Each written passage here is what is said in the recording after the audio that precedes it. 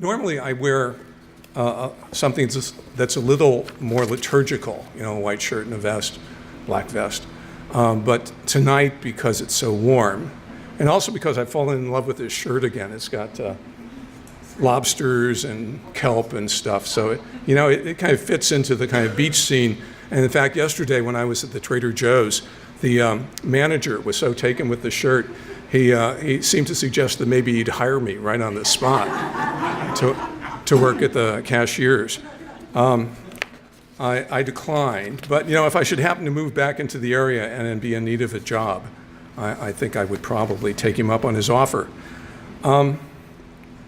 Okay, so I'm going to read you a few poems tonight, and the first couple will come from my previous books. But let me just start with something that a very young John Ashbery wrote when he was 23. This was many years ago. To create a work of art that the critic cannot even talk about ought to be the artist's chief concern. I love that. I don't know about you, but I wonder sometimes, however, if the critics can't talk about the poem, what are readers supposed to do with the poem, So although I find Ashbery's work, especially his refusal to kind of commit himself to, big ideas and grand political gestures, although I feel a great sympathy with that, I myself prefer my surrealism, very, very light and with a liberal dose of narrative or story. Like I said, tonight I'm going to read from a new book, or a new manuscript, which I hope will be out next year. It's called Darwin's Garden. But in the meantime, that's Henri Rousseau on the cover. I don't know if I'll get that image, but that's the one I like at the moment. So let me start with a couple of poems from earlier books. This first one is called The Crop.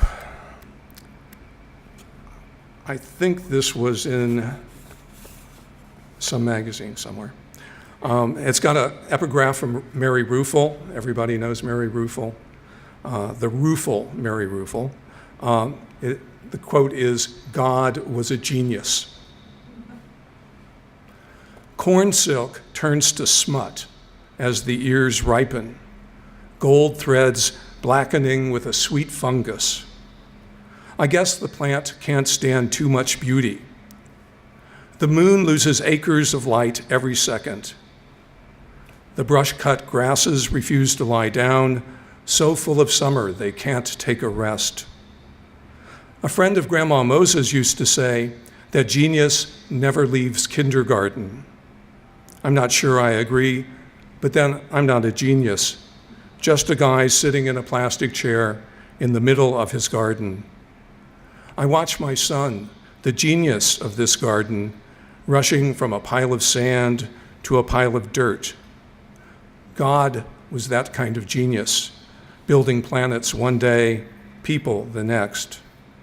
I know I should take my son's example, be more carefree and accepting of life, but I can't stop hating Grandma Moses's carefully controlled primitivism. After a certain age, it's all a pose, isn't it? We become like God in our knowledge of limits, our awareness of suffering. Did you know that you could make bread from almost anything? It's the excreta of yeast that makes it all rise. Here, have some rice bread. Butter? Raspberry jam? Have you seen the catalog for the Moses show at the Met? Look at the garden. If you're like me, you try not to notice how birds tear the other fluttering things out of the air. They say that smut is an ant aphrodisiac. Just look at them, almost covering this whole stalk with their waxy brown bodies. My son loves to pick them up and see what happens when they fall.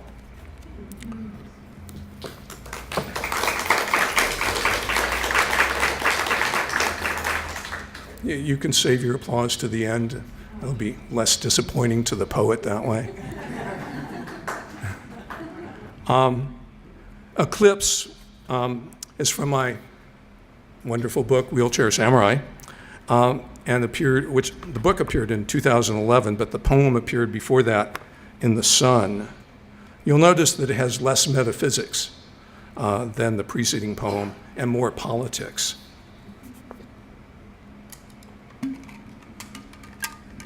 Come on, get open. Eclipse.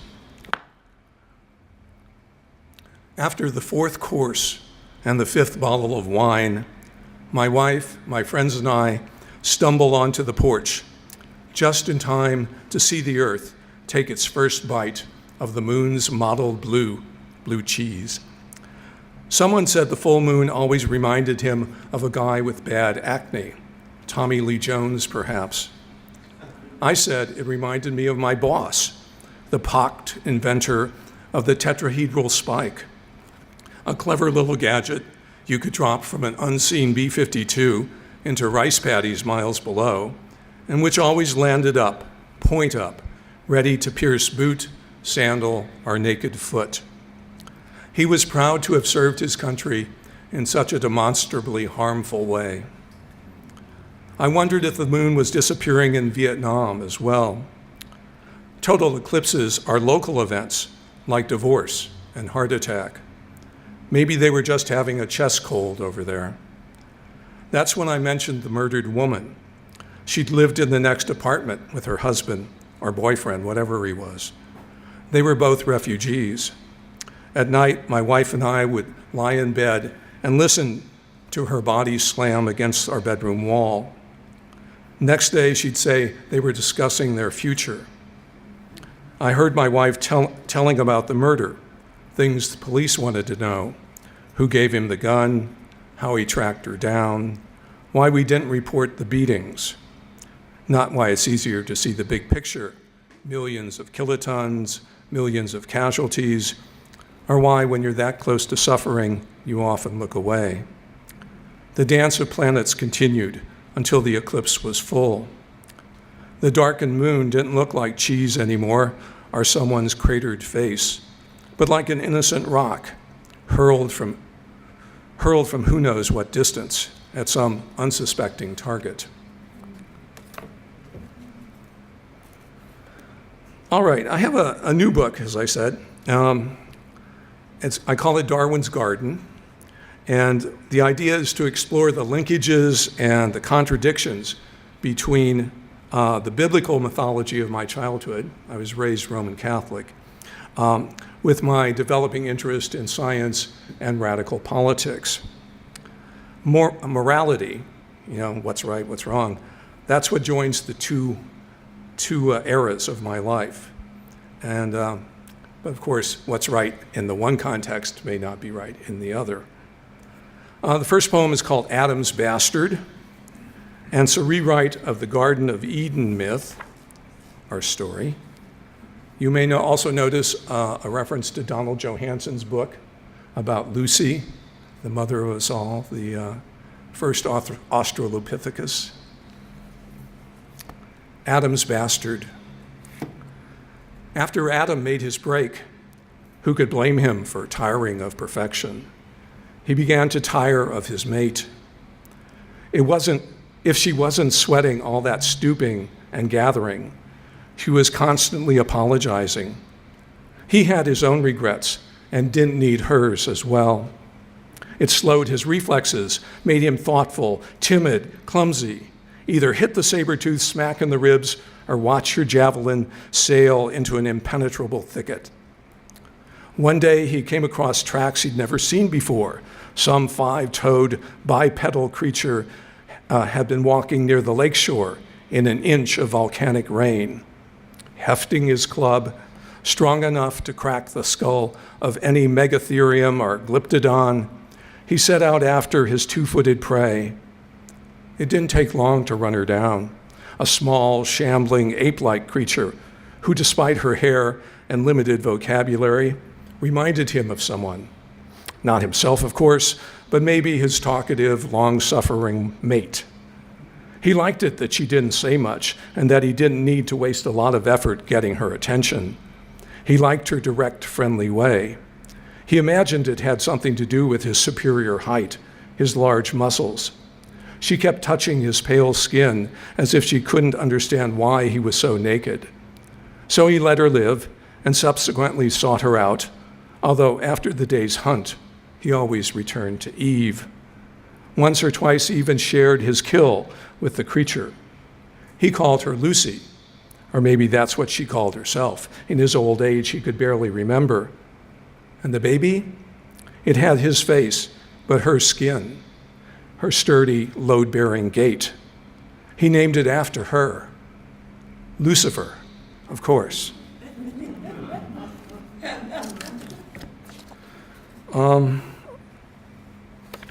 Here's another poem that appeared in The Sun, and it's called A Habit of Ascent.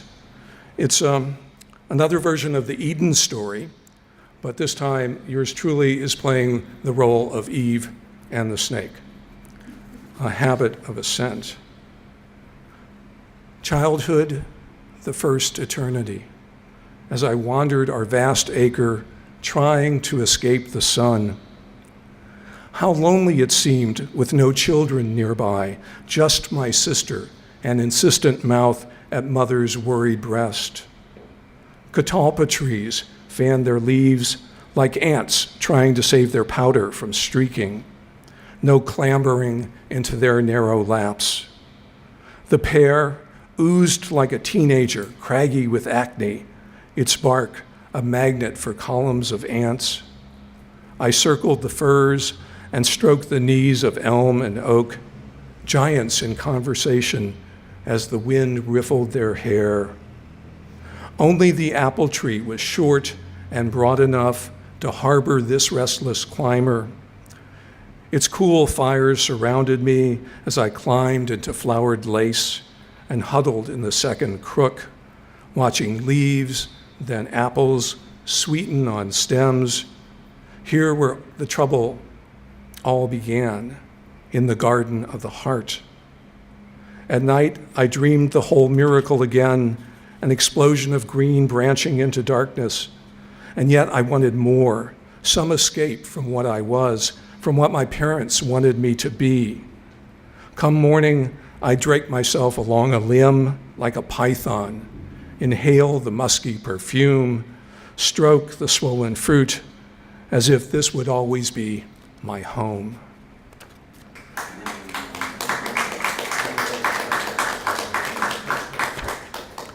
Did I mention that I grew up in the Midwest?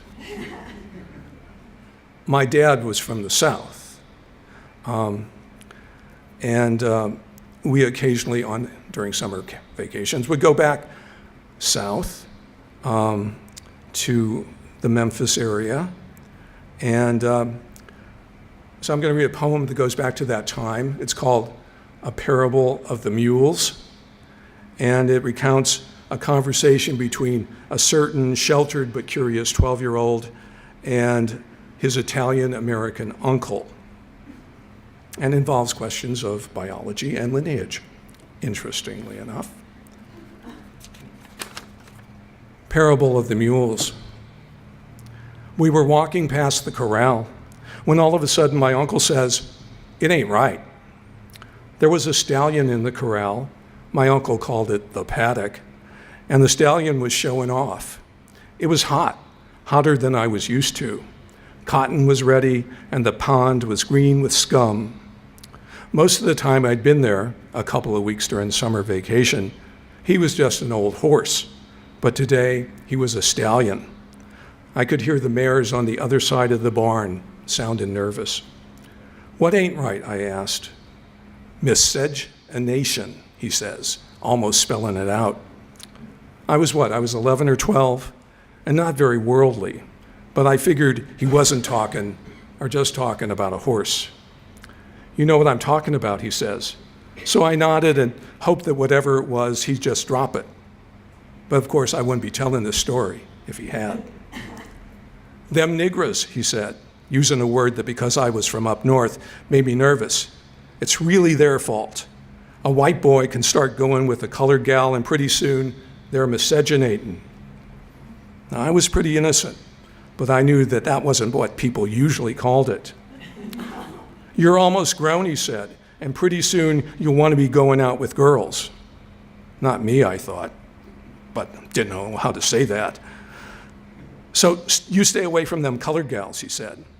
But before I could even ask why, or begin to suggest that maybe there might not be anything wrong with dating someone from another race, he said, it's like horses. Horses and zebras. Horses and zebras don't mix.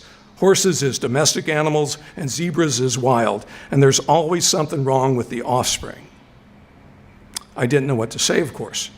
Maybe when I studied biology.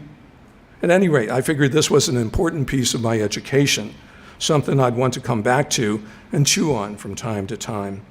But by then, we were back at the barn where he kept his prize mules.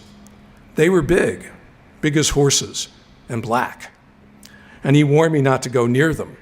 No carrots, no sugar lumps, not even a pat on the nose. They're mean, them mules, but they'll plow a field when it's too hard or too hot for a horse. I'm not sure whether the mules appreciated that kind of praise. They just stood there and didn't make a sound.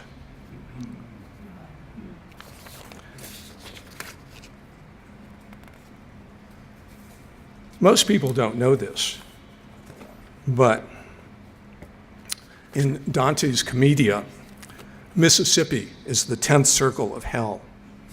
You thought there were only 9. This poem, I may change the title. Right now it's called Anywhere But Mississippi. And it's the answer to the question, where would you live if you didn't live in Northern California? Anywhere but Mississippi. As it happens, I have a ton of relatives who live in that area.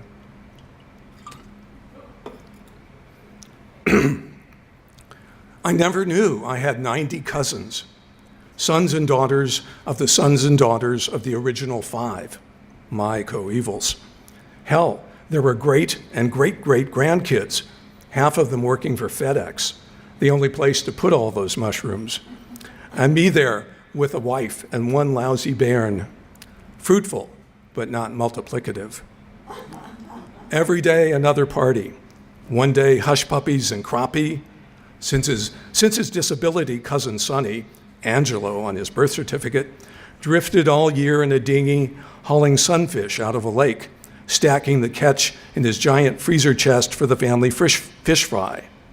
Tiny fish, 1 or 2 bites worth, breaded in milk and cornmeal and deep fried, the fryer big as a hot tub, along with hush puppies, globs of cornmeal and onion soldered with lard bubbling in the vat, male and female alike, souls of the damned.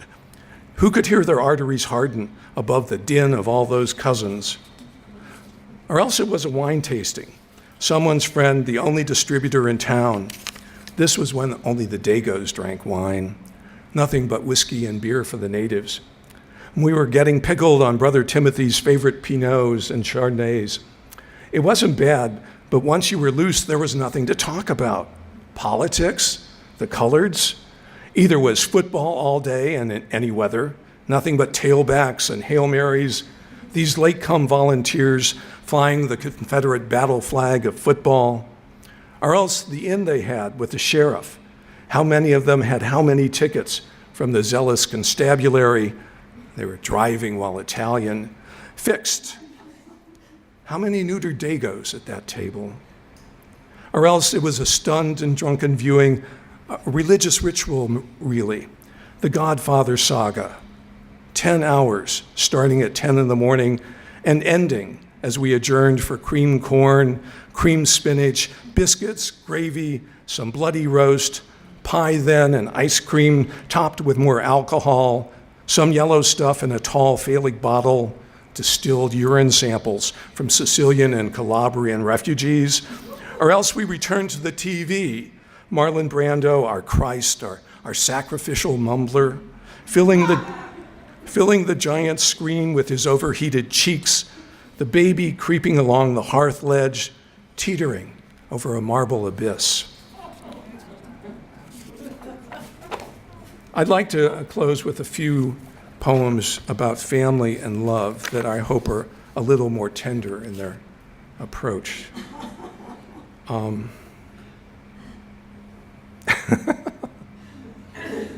I don't know really what to say. My life changed at some point, obviously. You do achieve escape velocity, but only if you run really fast. This next poem is called Family Tree. And it has an epigraph from Elizabeth Spire, who I think is a very fine poet. She says, "Once in our 20s, we thought we would never die. I watch my son high in the magnolia where branches thin. His sister at the foot of the tree shrieks for him to come down and play with her. They know I am watching, that I will catch him when he falls and save her from loneliness. They know I will be watching even when I have sunk into the ground like the water I sprinkle on the lilies and grapes. How they know this, I do not know, just as I don't know where my son learned to trust the net of leaf and limb that keeps him aloft, or what bird gave my daughter her heartbreaking cries. If only they could see what I see, their father rising slowly into air, becoming that mix of vapor and sunshine, that brightness that brings them to tears." And I don't think this needs any too much explanation. Come back to Lucy in this poem one last time. It's called Dinner with the Cannibal. My daughter is now 15, but she likes this poem now. This portrays her when she was 2. Dinner with the Cannibal. Standing imperiously in her high chair, my 2-year-old reaches with her fork and jabs my arm. "I eat you up, Daddy," she tells me, and I get her point as she stabs me again in the ear.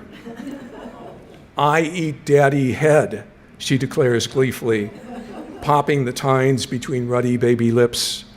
And I remember reading about New Guinea hill people, how they eat dead relatives, scooping the curded pudding of the brain from its china cup, growing sick from the feast. How long before my own gray matter begins to mimic SpongeBob? I should warn her about the dangers of spooning up the past, what she might find on her trip through Ireland and Italy, back beyond Australopithecus to the great mother of us all. This Eucharist, this sacrament of family, has perils for the stoutest heroine. No matter, armed with shining fork, she's fearless. Insatiable historian, she'll devour it all, welcome the fullness, and maybe then take time to wonder what it means. And my last poem is also the last poem in the book. It's a prose poem, I'd like to say, in a lightly surrealistic mode, but it's also a love poem to our fractured world. It's called A Mandatory. A little portmanteau, Amanda, mandatory. A mandatory. I met Amanda sketching a panda at the National Zoo. It was a bitter cold morning, colder than it ever gets in the mountains of China, where the panda's ancestors lived. But the panda seemed happy enough, chewing bright green bamboo grown especially for her somewhere beyond the capital's sprawling suburbs, and rushed to the zoo. If the panda had any idea of the immense effort spent on keeping her alive, she would have dropped dead of shame. Amanda was so absorbed in her drawing that she didn't notice me admiring it. It was the living panda. That was clear, but cobbled together from other images: a long-distance tractor trailer, nuclear power stations, storefronts, and national monuments, creating a panda mosaic whose form and texture was pure panda. Amanda herself, I now saw, was similarly composed of disparate elements: liquid aspirin, hair dye, tooth whitening gel, and thousands of other products that the panda's grandparents had never imagined. But then so was I. A remarkable unlikeness, I said, breaking the ice. warm air rushing from my mouth. She looked up, looked at me, then back at the drawing, as if trying to incorporate what I had just said into it. "Would you like me to do your portrait?" she asked. The rest, as they say, is story.